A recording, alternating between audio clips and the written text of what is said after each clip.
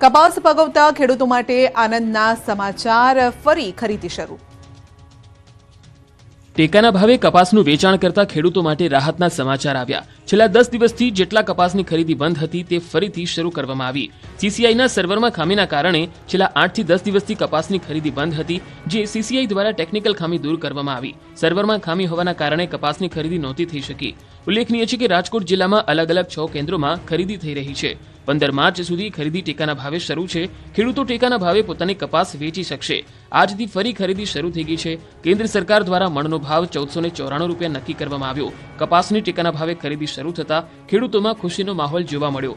અત્યાર સુધીમાં 70% જેટલી ખરીદી સીસીઆઈ દ્વારા પૂર્ણ કરી દેવામાં આવી છે અને 15 માર્ચ સુધી ખરીદી ચાલુ રહેવાની હોવાથી બાકીની ખરીદી આ સમય દરમિયાન પૂર્ણ કરી દેવામાં આવશે।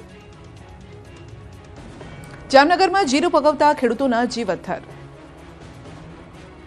જામનગર પંથકમાં જીરું પકાવતા ખેડૂતોના જીવ અદ્ધર થઈ ગયા છે, કેમ કે જામનગર જિલ્લામાં જીરાનું મોટા પ્રમાણમાં વાવેતર થયું, પણ જ્યારે પાકની કમાણી લેવાનો વારો આવ્યો ત્યારે જ તેના પર પાણી ફરી વળ્યું। છેલ્લા ઘણા સમયથી વાતાવરણમાં આવતા પલટા અને ધુમ્મસથી જીરુના પાક પર ખતરો મંડરાયો છે।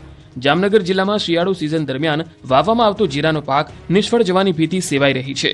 જોડિયાના લીંબુડા ગામે ધુમ્મસ અને ફૂગ આવવાને કારણે જીરું ખેતરમાં જ સુકાઈ ગયેલું જોવા મળ્યું, જેના કારણે ખેડૂતોને નુકસાન પહોંચ્યું છે અને ખેડૂતો હવે નિષ્ફળ ગયેલા જીરાના પાકની લણણી કરી કાઢી રહ્યા છે। મોંઘાદાટ બિયારણ અને એનપીકે સહિતની દવા છંટકાવના વીઘે 5000ના ખર્ચા બાદ પણ ઉપજ ન આવતા ખેડૂતોમાં નિરાશા છે।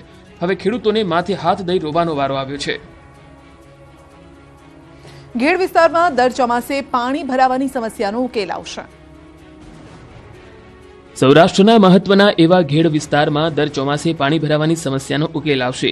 ઘેડ પંથક દરિયાકાંઠાનો વિસ્તાર હોવાથી દર ચોમાસે ખેડૂતોને ભારે હાલાકી વેઠવી પડે છે, ત્યારે સરકારી સમસ્યાનો ઉકેલ લાવવા સેકોન કંપનીને આ વિસ્તારના અભ્યાસનું કામ સોંપેલું છે। જુલાઈ 2025 સુધીમાં કંપનીએ રિપોર્ટ સોંપવાનો રહેશે। સરકારે આ વિસ્તાર માટે 1500 કરોડની સૈદ્ધાંતિક યોજના મંજૂર કરી છે, જેમાંથી 170 કરોડ સરકારે બજેટમાં જ ફાળવી દીધા છે। મહત્વનું છે કે યોજનાના અમલીકરણ બાદ ખેડૂતોને પાણી ભરાવાની સમસ્યામાંથી છુટકારો મળશે। એટલું જ નહીં, ખેડૂતો એકના બદલે 2 પાક લઈ શકશે। ભાજપ ધારાસભ્ય અર્જુન મોઢવાડિયાએ ઘેડ પંથકની યોજનાની માહિતી આપતા સાંસદ મનસુખ માંડવિયા સહિત સરકારનો પણ આભાર માન્યો। ધારીમાં લગ્નના દિવસે જ કન્યાના